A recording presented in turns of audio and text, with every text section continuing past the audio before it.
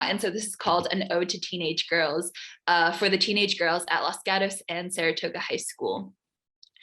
Quote, since last year, 134 Los Gatos Saratoga Union High School District students and alumni have come forward, mostly on social media, as survivors of sexual abuse and harassment, end quote, NBC Bay Area 2021, and slight content warning for sexual assault.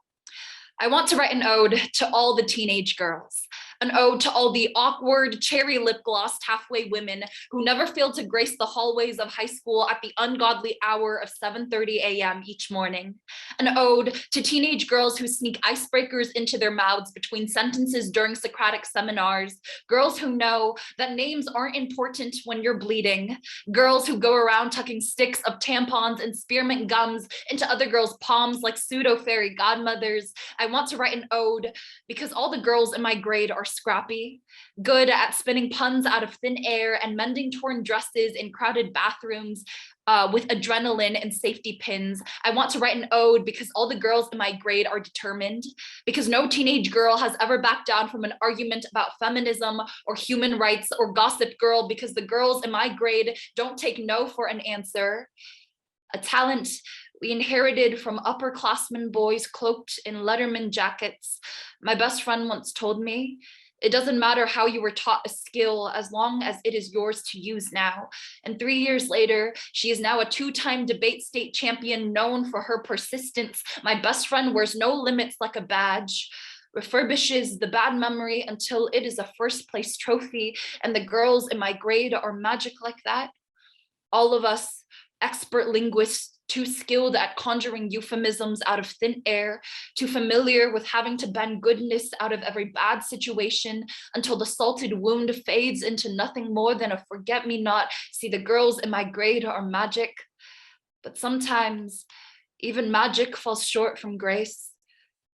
Last year, a girl in the grade was assaulted by a varsity football player.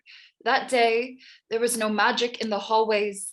Every girl in the grade cried for her a shaky elegy of locker side huddles and snapped hair ties. Every girl checking in on her best friend like a daughter, strangers sopping the collateral damage off of each other's faces. And all of us heaving our bodies into history class only to learn that the pain is nothing special, spiraling through textbook pages only to learn that men have been cracking our bodies open for pleasure for centuries, learning that for us, history has never stopped drumming up reasons to write eulogies or brandish pepper spray. And tell me, isn't that teenage girlhood? Knowing that at any time, anyone you loved could be swallowed by someone who thinks he can pocket the sun, knowing that there are people out there who want to pop your vocal cords like violin strings, but still choosing to excavate a song from your lips. And what is more teenage girl than constantly mourning the way your body turned into someone else's gaudy souvenir, but still belting the lyrics every time Taylor Swift comes on the radio because that's your song, and at least no one can take that joy away from you. And isn't that why teenage girls are magic in the first place? We find joy in the smallest places and tuck the glowing thing into the pocket of our cheek because our joy is our survival.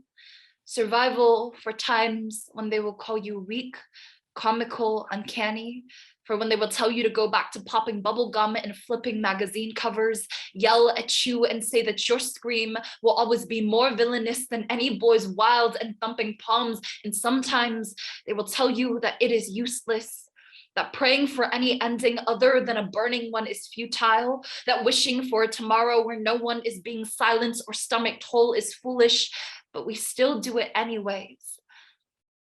Because right now, we are so young and the pain is so fresh that we dare believe that this type of hurt will not last forever. I'm writing an ode because we are young and naive, and choosing to be hopeful doesn't yet feel radical. A girl in my history class asks if the pain will last forever.